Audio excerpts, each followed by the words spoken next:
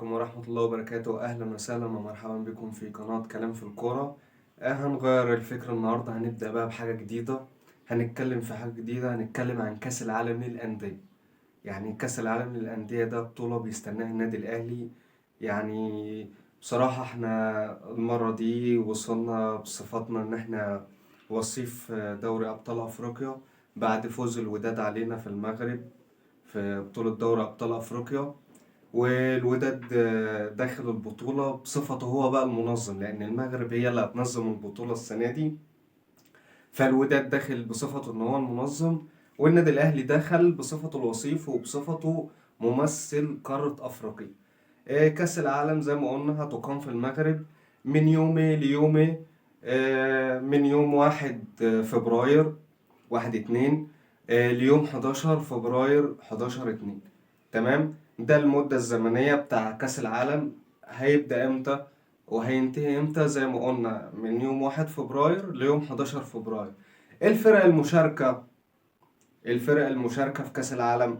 الفرق المشاركة في كأس العالم للأندية النسخة دي: ريال مدريد الأسباني بطل أوروبا، فلامينجو البرازيلي بطل أمريكا الجنوبية، سياتل ساوندرز الأمريكي بطل أمريكا الشمالية. وعندك زي ما قلنا الأهلي بصفته ممثل أفريقيا ووصيف دوري أبطال أفريقيا، والوداد المغربي بصفته مستضيف البطولة أو البلد المستضيفة البطولة، وهو بطل أفريقيا ما ننكرش كده. وعندك الهلال السعودي بطل آسيا.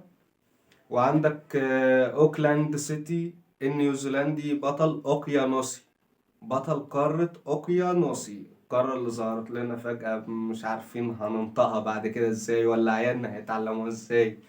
محدش يفهم لها حاجة، دولها قليلة بصراحة. يعني قارة كده جميل. وأوكلاند سيتي فريق منظم، وهو فريق نيوزيلندي.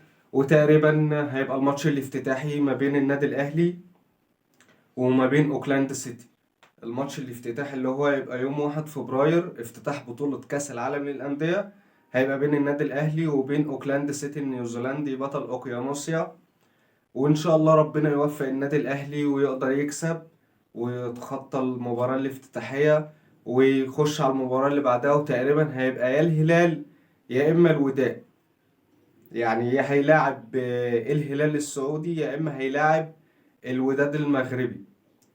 ولو ربنا كرمه وقدر يفوز على أي الفريقين، مين بقى اللي هيقابله في الماتش اللي بعده؟ يعني لو كسب أوكلاند سيتي إن شاء الله، ولو قدر يتخطى المباراة التانية هيلاعب ريال مدريد بطل أوروبا.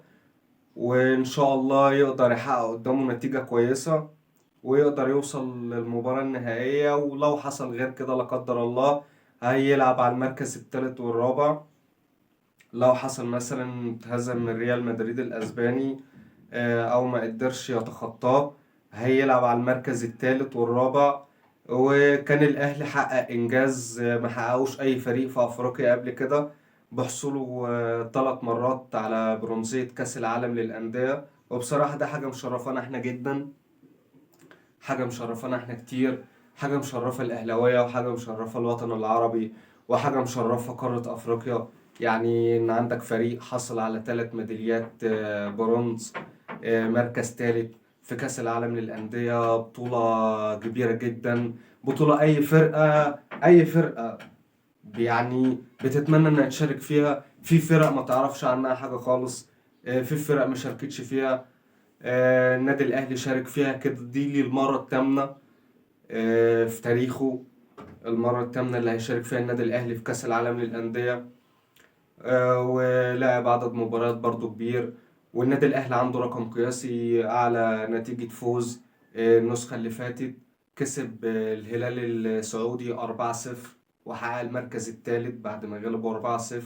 كان هدفين لياسر إبراهيم وهدف لأحمد عبد القادر وهدف لعمرو السولية، شوطة جامدة جدا اللي هو معودنا عليها. أنا بشبه عمرو السولية ده بتوني كروس بتاع ريال مدريد، خط وسط ريال مدريد. يعني بشبهه في الستايل كده بيه، يعني هو حاجة كده شبيهة بتوني كروس، الركنة واللفة والجزعة بتاعته كده هو بيركن ويشوط. بصراحة عمرو السولية ده ربنا يحميه. عندنا زي ما قلنا إن في فرق بتحلم إنها تشارك في كأس العالم للأندية، وبيبقى حدث الناس كلها قاعدة مستنياه. بصراحة بطولة بتبقى جميلة برغم إن مدتها قصيرة ومبارياتها قصيرة، لكن ربنا يكرم والبطولة دي تتعدل. كأس العالم للأندية ده يتعدل فيه، الفيفا تعدل فيه وتخليه فرق كتيرة، وتبقى بطولة مثلا مدتها شهر، مدتها 25 يوم. عدد مبارياتها تكتر، عدد فرقها تكتر. يشارك مثلا البطل والوصيف من كل قارة. هتبقى حاجة كويسة جدا جدا جدا جدا. هتلاقي متابعين كتير جدا جدا جدا في البطولة للبطولة. يعني هتلاقي متابعين بسم الله ما شاء الله للبطولة أكتر من كده بكتير. هتلاقي ناس كتير أوي مستنياها، لأن هيبقى عندك فرقتين من كل قارة. نفترض مثلا إن الزمالك، مش هقول الأهلي، نفترض إن الزمالك هو الوصيف بتاع بطولة أفريقيا، فهتزيد الجمهور الأهلي هيتفرج برضه على الزمالك. على فكرة أنا لما الزمالك بيلعب في دوري أبطال أفريقيا مع أي فرقة أنا بشجعه، لأن هو من بلدي، فرقة من بلدي. مش هروح أشجع الفرقة اللي قدامه يعني. في اختلافات في التفكير كتير. هتلاقي إيرادات وأرباح البطولة زادت.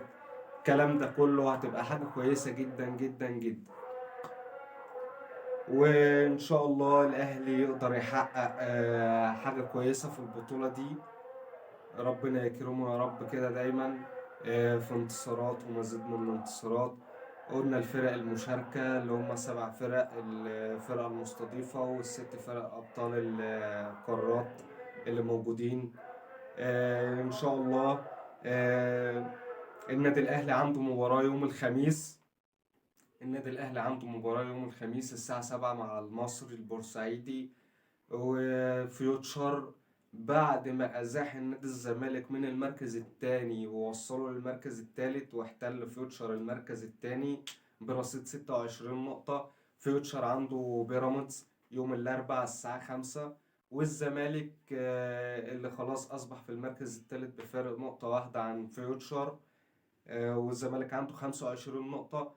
هيلاعب الاتحاد اللي اتهزم من المصري بهدف مقابل هدفين.